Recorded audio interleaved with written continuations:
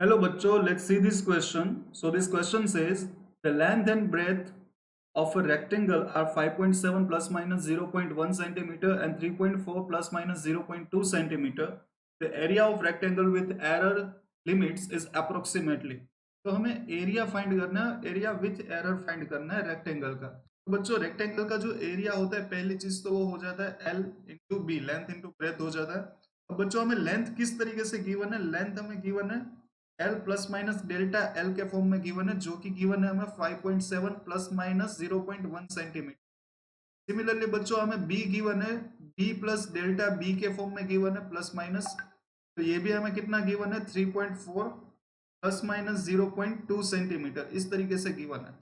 ठीक है बच्चों, अब हमें एरर जो फाइंड करना है वो किस किस तरीके से फाइंड करना है, तो ए हमें फाइंड करना है ए प्लस माइनस डेल्टा ए के फॉर्म में। देखो बच्चों चारों ऑप्शन देखो आप, ए प्लस माइनस डेल्टा ए के फॉर्म में आपको चार ऑप्शन गिवन है, तो हमें ए और डेल्टा ए फाइंड करना है।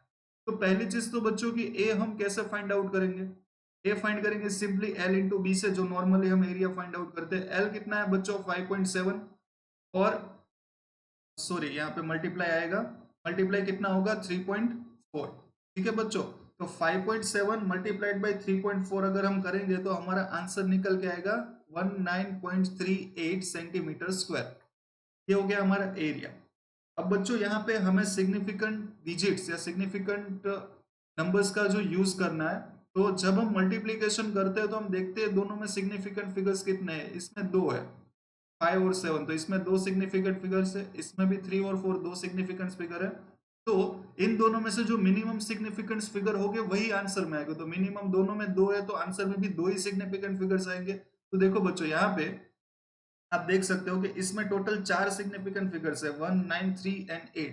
तो हमें दो सिग्निफिकेंट फिगर तक राउंड ऑफ करना है, मतलब कि इसको हमें हटाना पड़ेगा। तो पहले तो 8 हटाएंगे तो यहाँ पे 3 का 4 हो जाएगा, क्योंकि 8 जो है वो 5 से बड़ा है, तो इसका आंसर आएगा 19.4 सेंटीमीटर स्क्वायर। एक बार और हमें राउंड ऑफ करना पड़ेगा, तो इस 4 को हटाना पड़ेगा। तो 4 को हटाएंगे तो 4 5 से छोटा है, मतलब कि आगे वाले डिजिट में कोई फर्क नहीं पड़ेगा, तो आंसर आ जाएगा हमारा 19 सेंटीमीटर स्क्वायर।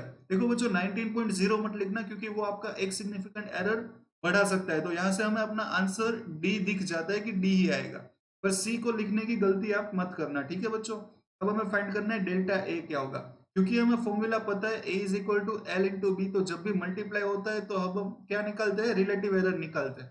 तो delta A by A is equal to delta L by L plus delta B by B. इस तरीके से हम रिलेटिव एरर निकालते हैं। देखो बच्चों इसमें हमें डेल्टा एल पता है, डेल्टा बी पता है, एल पता है और बी पता है और ए भी पता है, तो सीधे सीधे हम डेल्टा ए को निकाल सकते हैं। तो डेल्टा ए डिवाइडेड बाय यहाँ पे आ जाएगा 19। फिर डेल्टा एल की वैल्यू अगर आप देखो तो 0.1 है बच्चों, इसकी वैल्यू 5.7 है। फिर यहाँ पे बी, डेल्टा बी की वैल्यू 0.2 और ये हो जाएगा 3.4।